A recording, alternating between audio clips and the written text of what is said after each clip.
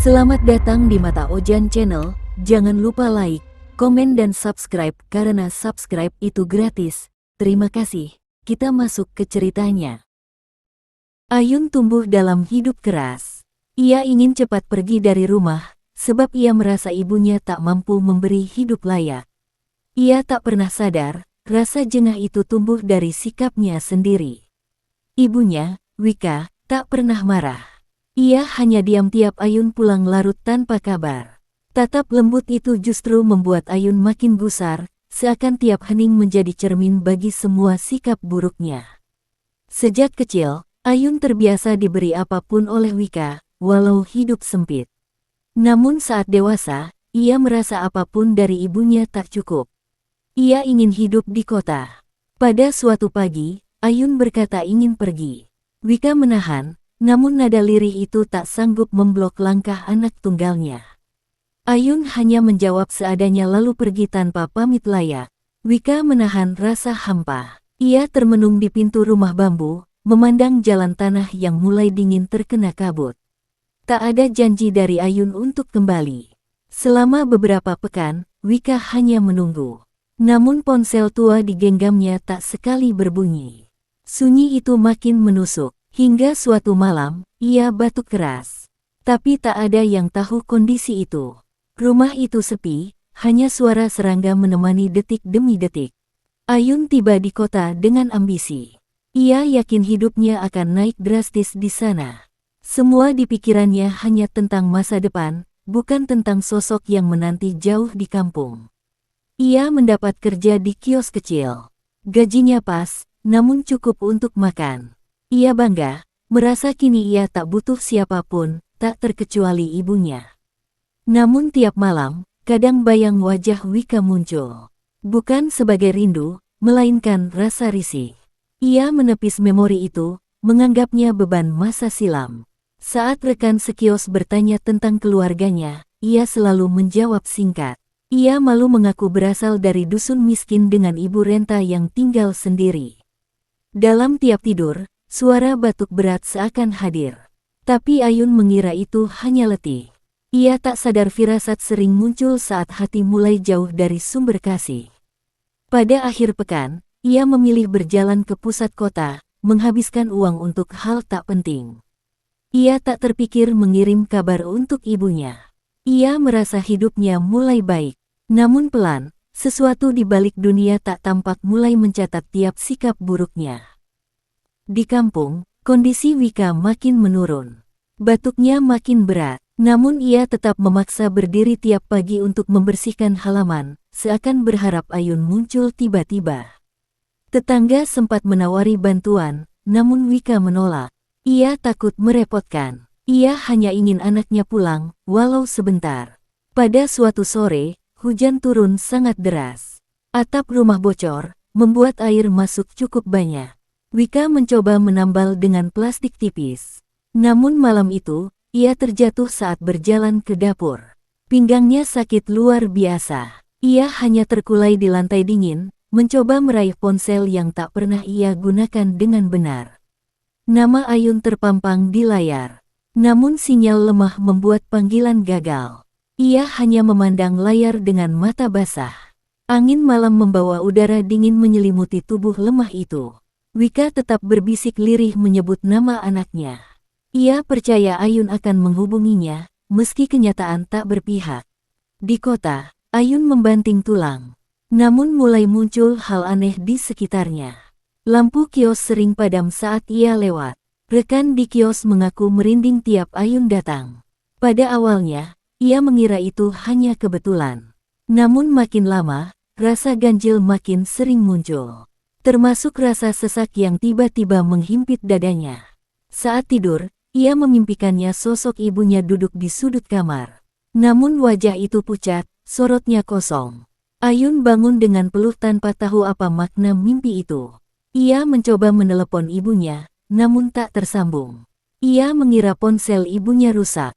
Ia tak berniat mencari tahu lebih jauh. Setiap langkahnya menuju kios terasa berat. Seakan ada beban tak tampak menggenggam pundak kirinya. Ayun mulai merasa hidupnya tak sekokoh yang ia kira. Namun ia masih enggan memikirkan ibunya. Dunia perlahan memperlihatkan konsekuensi atas sikapnya. Malam berikutnya, mimpi itu datang lagi. Kali ini Wika tampak lebih pucat. Bibirnya membiru. Ia duduk menatap Ayun tanpa suara. Ayun terbangun sambil terengah. Ia menyalakan lampu kamar. Namun saat ia hendak berdiri, ponselnya jatuh sendiri ke lantai tanpa sebab.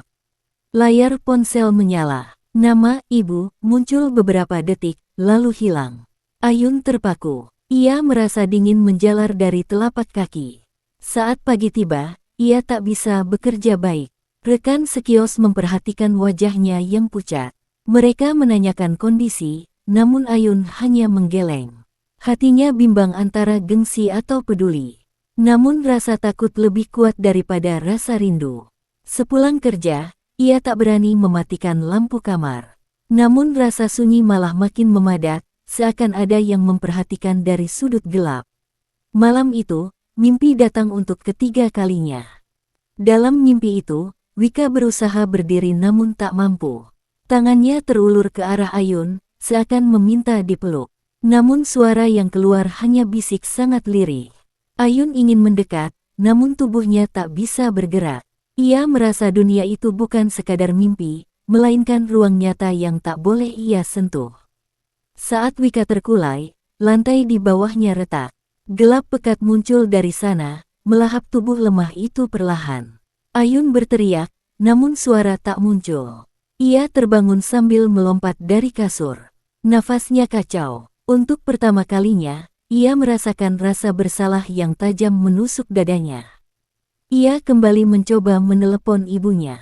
Namun ponselnya mati total. Baterai masih penuh, namun tak mau menyala.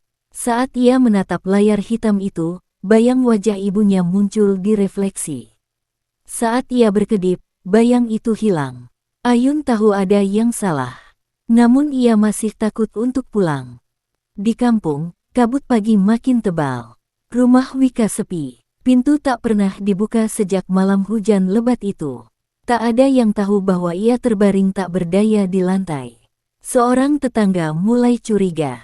Ia mencoba mengetuk pintu, namun tak ada jawaban. Ia merasa ada aroma aneh dari dalam rumah itu. Ia memanggil warga lain. Mereka berembuk, lalu memutuskan membuka pintu. Saat pintu kayu itu terbuka, hawa sangat dingin menyembur keluar. Mereka menemukan Wika tergeletak dengan tubuh lemah. Matanya setengah terbuka, napasnya sangat tipis. Ia tampak sudah berhari-hari tak tersentuh. Tetangga buru-buru memanggil kendaraan untuk membawa Wika ke puskesmas. Namun banyak alat medis tak sanggup menolong kondisi separah itu. Saat Wika dipindah, tangan kirinya terulur seakan mencari seseorang. Nama Ayun keluar lirih dari bibirnya. Di kota, Ayun tiba-tiba merasakan pusing hebat saat bekerja. Ia terjatuh di kios, membuat rekan sekios panik. Namun ia bangun seakan tak terjadi apapun. Ia memutuskan pulang lebih cepat. Saat melewati jalan sempit, ia melihat sosok perempuan berdiri memunggungi dirinya. Rambut perempuan itu kusut, pakaian lusuh. Saat ia berjalan melewati, sosok itu perlahan menoleh. Wajahnya pucat, hampir tak memiliki warna. Namun sorot mata itu sangat ia kenal. Ayun lari sekuat tenaga. Namun langkahnya terasa berat, seakan bumi menahan kakinya. Sesak menghimpit dadanya. Saat tiba di kos, ia mengunci pintu. Namun dari luar, suara batuk lirih terdengar. Persis seperti batuk ibunya. Ayun menutup telinga, duduk di lantai, tubuhnya gemetar tak terkendali. Ia mulai bertanya pada dirinya sendiri, apa ini azab untuk dirinya. Dalam tidur singkat, ia melihat rumah ibunya. Pintu terbuka, angin dingin berhembus dari dalam. Ia melangkah masuk, namun lantai penuh air hujan. Di ruang tengah, ibunya duduk menunduk. Tubuhnya tampak jauh lebih kurus. Saat Ayun mencoba mendekat, lantai kembali retak. Kali ini, tangan Wika menggapai lebih keras, namun tetap tak mampu menyentuh Ayun. Sorot mata itu memohon. Ayun berusaha menarik tubuh ibunya, namun jarak tak pernah berubah. Dunia itu seperti ruang hampa yang tak bisa disatukan. Saat retakan terbuka makin luas, dari dalam muncul kabut gelap yang melilit kaki Wika.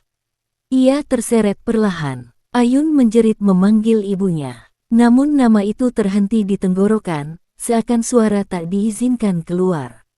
Ia tersentak bangun dengan napas terputus-putus. Pagi itu, ponsel Ayun akhirnya menyala sendiri.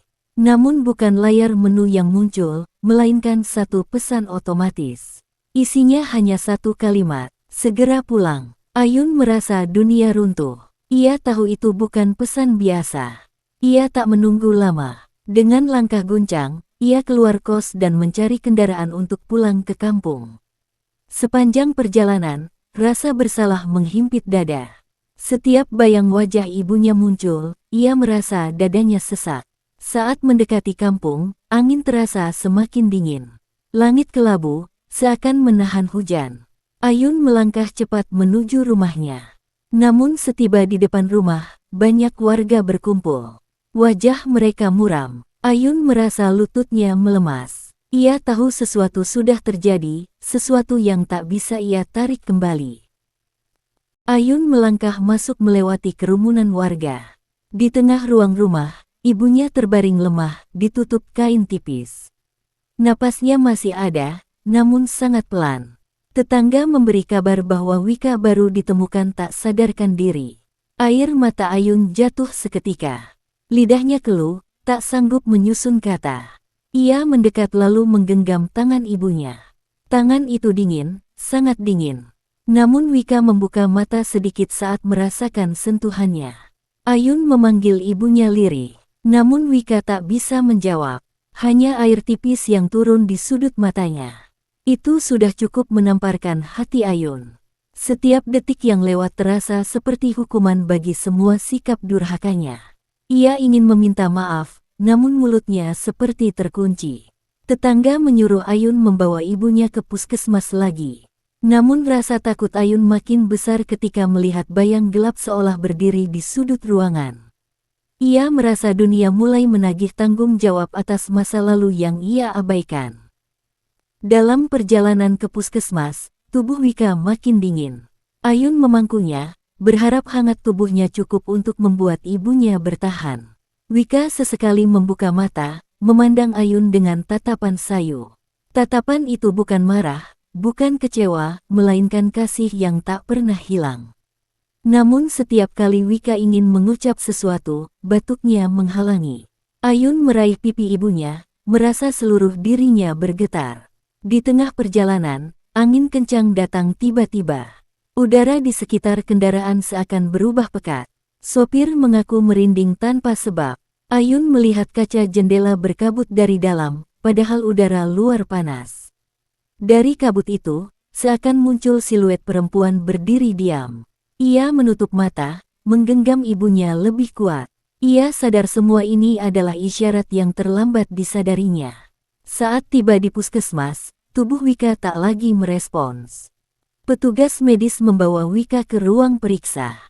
Ayun menunggu di luar, gelisah sembari menahan air mata. Dunia sepanjang lorong itu terasa makin sunyi. Tak lama, petugas keluar dengan wajah serius. Mereka mengatakan kondisi Wika sangat buruk, terlalu lama tak mendapatkan pertolongan.